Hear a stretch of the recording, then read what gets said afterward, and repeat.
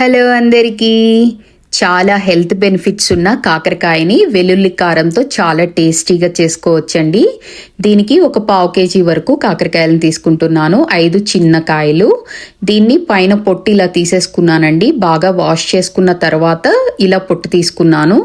ఇలా ముక్కలుగా కట్ చేసుకుని దీన్ని ఫస్ట్ నేను మజ్జిగలో ఉడికిస్తున్నానండి. ఈ మజ్జిగ కోసం 2 స్పూన్లు పెరుగు వేసాను. 2 స్పూన్ల వరకు వాటర్ పోసుకుని దీన్ని బాగా కలియబెట్టుకుని దీనిలో 1 స్పూన్ సాల్ట్, 1/2 స్పూన్ పసుపు వేసుకుని మళ్ళీ కలియబెట్టుకుని మూత పెట్టేసి ఉడికించుకుంటున్నాను.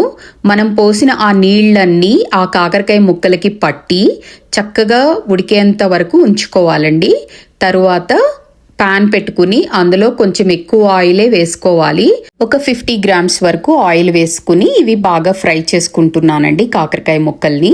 ఇక్కడ చూపించిన మసాలాలన్నీ వెల్లుల్లి కారానికి వేసుకుంటున్నాను. డిస్క్రిప్షన్లో ఇచ్చానండి కొలతల ప్రకారం. దీన్ని కొంచెం కచ్చా పచ్చాగా చేసుకోవాలి. ఇవి ఫ్రై అవుతూ ఉండగా కరివేపాకును కూడా కొంచెం వేసుకుంటే వాటి ఫ్లేవర్ బాగుంటుందండి. తర్వాత కొంచెం బాగా ఫ్రై అయినాక కారాన్ని వేసుకుని కొంచెం బాగా ఫ్రై చేసుకుని దించుకోవడమే.